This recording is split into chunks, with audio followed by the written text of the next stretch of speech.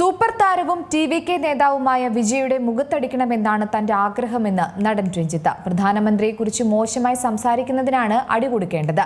വിജയുടെ തലയ്ക്ക് നല്ല സുഖമില്ലെന്നും രഞ്ജിത്ത് കോയമ്പത്തൂരിൽ പറഞ്ഞു. ടി.വി.കെ നേതാവും നടനുമായ വിജയ്ക്കെതിരെ നടൻ രഞ്ജിത്ത് രംഗത്ത്. കോയമ്പത്തൂരിലെ തുടിയല്ലൂരിൽ ഹിന്ദു മുന്നണിയുടെ നേതൃത്വത്തിൽ വിനായക ചതുർത്ഥി ഘോഷയാത്ര ഉദ്ഘാടനം ചെയ്ത് സംസാരിക്കുകയായിരുന്നു അദ്ദേഹം. വിജയുടെ മുഖത്തടിക്കാൻ ആഗ്രഹമുണ്ടെന്ന് നടൻ പറഞ്ഞത്.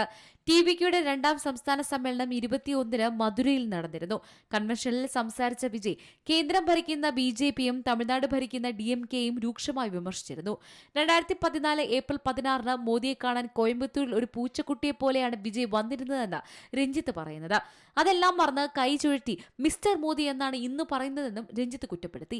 മുസ്ലിം ജനതയെ മോദി വഞ്ചിച്ചു എന്നാണ് വിജയ് പറയുന്നത്. അങ്ങനെ ഒരാളെ കാണാൻ എന്തിനാണ് അന്ന് വന്നത്? ഇതാണോ സംസ്കാരം? പ്രശസ്തിക്കായും തൊഴിലില്ലാത്തത് കൊണ്ടുമല്ല താൻ രാഷ്ട്രീയത്തിലേക്ക് ഇറങ്ങിയതെന്നും വിജയ് പറയുന്നത്. ആരാണ് സിനിമയില്ലാതെ രാഷ്ട്രീയത്തിലേക്ക് ഇറങ്ങിയത്? എം.ജി.ആറോ? അതോ ജയലളിതയോ? അതോ ക്യാപ്റ്റൻ വിജയകാന്തോ? ഇവരാരുമല്ല. ഇനി കമൽഹാസനെ ഉദ്ദേശിച്ചായിരിക്കാം പറഞ്ഞതെന്നും രഞ്ജിത്ത് കൂട്ടിച്ചേർത്തു.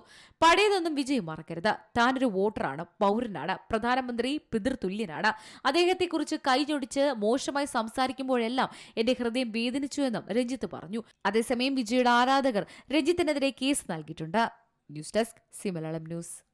ഏറ്റവും പുതിയ വാർത്തകളും വിശേഷങ്ങളും വിരൽത്തുമ്പിലറിയാൻ സി മലയാളം ന്യൂസ് എല്ലാ ഡിജിറ്റൽ പ്ലാറ്റ്ഫോമുകളിലും ലഭ്യം.